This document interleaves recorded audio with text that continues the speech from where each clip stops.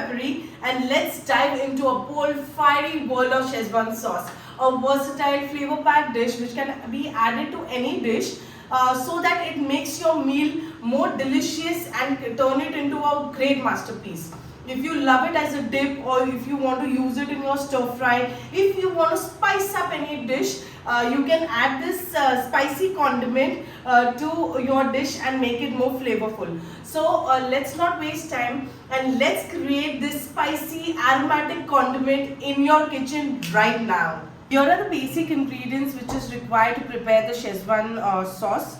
I would require around 40 Kashmiri red chilies. I would require around 15 of the Guntur chilies, 2 cups of cold pressed sesame oil. Yes, I am using sesame oil. You could go for groundnut or peanut oil as per your choice. Basically a oil which is not too powerful, but I like the flavor of sesame oil and I like using sesame oil in my Chinese dishes. Hence I am going for sesame oil. About 2 teaspoons of soy sauce, 2 cloves, 3 teaspoons of black pepper, about 2 inches of cinnamon stick.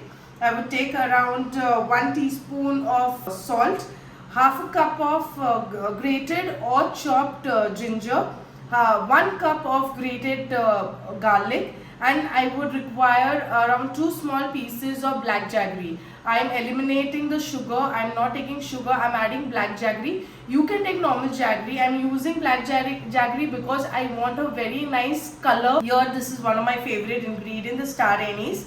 I would require about 3 of it. Now when you are using the Kashmiri chilies or the Guntur chilies, you need to get rid of the head. So we will chop off the head. I am using gloves and scissors here. And we need to de-seed it. Okay, so you can actually just give it a slit, in between and get rid of all the seeds that are there, because this will make the sauce a little bitter. We don't want the condiment to turn bitter, right? If there are a few, that's really absolutely fine, but please remove the rest. So similarly, if you have these red chilies, just cut it and then just get rid of the seeds. And we need to soak these separately. You can see here I have got rid of the seeds and the amount of seeds that chilies hold. And now we need to soak them separately with hot water. So I here goes in the hot water and let it soak completely.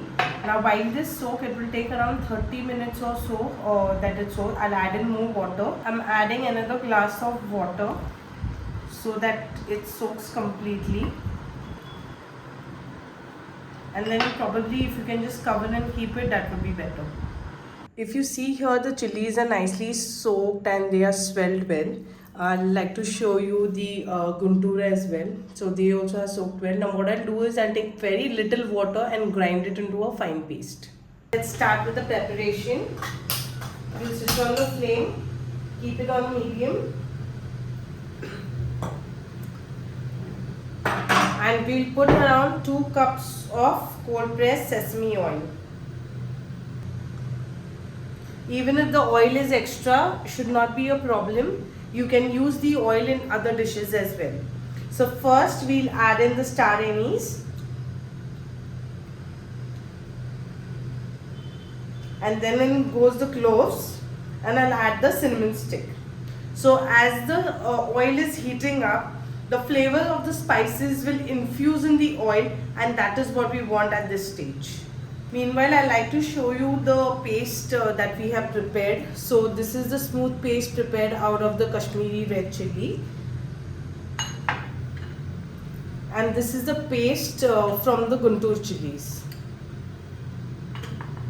So if you see, there are slight bubbles which are all over the place, and this is what happens when you use sesame oil, so do not worry. The smoke has started to build, and this is the right stage when we will add in the chopped garlic.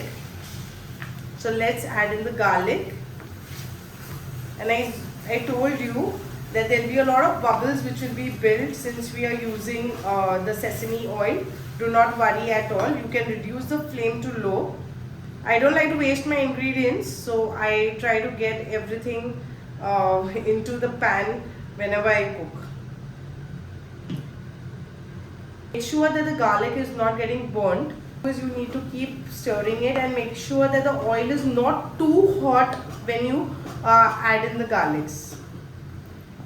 Of course, at this stage you will not be able to see anything. Let the garlic cook a bit, and then we will add in the chopped ginger as well. It's about 2 minutes or so. We'll like to add in the ginger.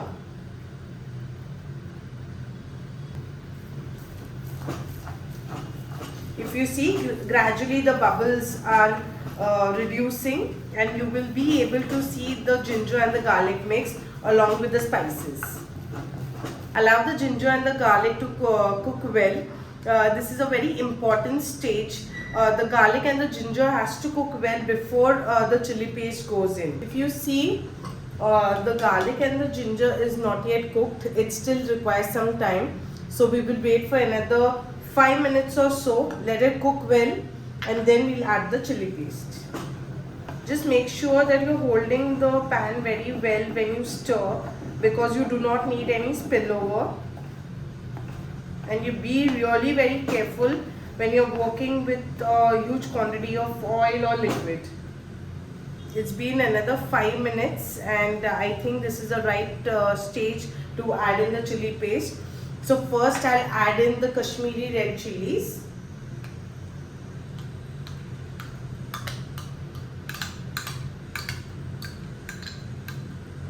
And let me fry the chili paste along with the ginger and the garlic. You can see this beautiful color which is building up. That's because of the Kashmiri red chilies. Since we have soaked it, it is almost half cooked, and it leaves out a very beautiful color whenever you soak the Kashmiri red chilies and grind it to a fine paste. So that's a tip here. If you really want your dishes to look bright and red, and if you are adding Kashmiri red chili instead of the powdered red chili, then soak few Kashmiri red chilies in hot water and use it as a paste in your dishes. I hope you are happy now that you are able to see the ingredient. So remember, always there is no hurry. Whenever you put the ingredients, it will settle on its own. Every ingredient has its own property. So if you use sesame oil, the building of the bubbles is a natural phenomena. So need not worry. Why I am not adding the Guntur chili paste right now is because I want the Kashmiri chilies to fry a bit, and Guntur in itself is a very spicy chili. If I add the Guntur chilies right now, it's going to add up more heat and more spice to the dish, which I don't want it. So that's the reason I will add it a little later. It's very important that the raw smell eliminates from the dish, or else you will end up having the same flavor when you're having it as a dip. This is even looking better than the store-bought ones. It's just that you need a little bit of effort, but that little bit of effort will give you a lot of good health, because here we are not adding any kind of artificial flavors or enhancers or any kind of MSGs, not even sugar. So like you know how healthy this is going to be, because I'm sure most of the kids, most of the teens like this, and especially in some spicy dishes, this is an absolute must. At this stage, I'll add in the Guntur chili paste.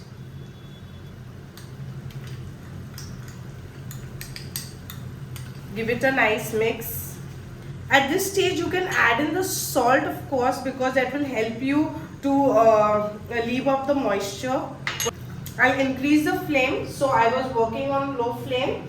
Now I'll try to increase the flame. Make sure you keep stirring it, because you don't want anything that to be touched at the bottom of the pan. So keep working on this. There is one more ingredient that you can add to Schezwan sauce, which I will take it up in the upcoming videos.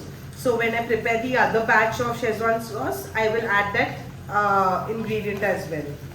I didn't get it in the market today, so I just thought it's okay, I'll just go ahead with this version. And then yes, of course, there'll be many other versions coming up. If you see, the oil is already separating out from the mixture, and this is a good sign for us because we really want the oil to separate out. We want the mixture to cook completely so that it gives us the absolute flavor that we need for our dish. Now at this stage, when the oil is separating out from the mixture, what I'll do is I'll add in another magical ingredient, that is the black pepper. So 3 teaspoons of black pepper, 2 teaspoons of the soy sauce. I'll give it a good mix and then I'll add in the jaggery. So you'll see when I add in the jaggery, it will give a very beautiful color. Sorry, I forgot to mention one ingredient that can be added to this. Just give me a minute, I'll get that ingredient. So this is the ingredient which I missed mentioning at the start. This is balsamic vinegar. You can also use apple cider vinegar. So I'm just putting 1 teaspoon of the balsamic vinegar. The vinegar is going to help increase the shelf life and also balance the taste, because here we are balancing the taste of sweet, sour and spicy.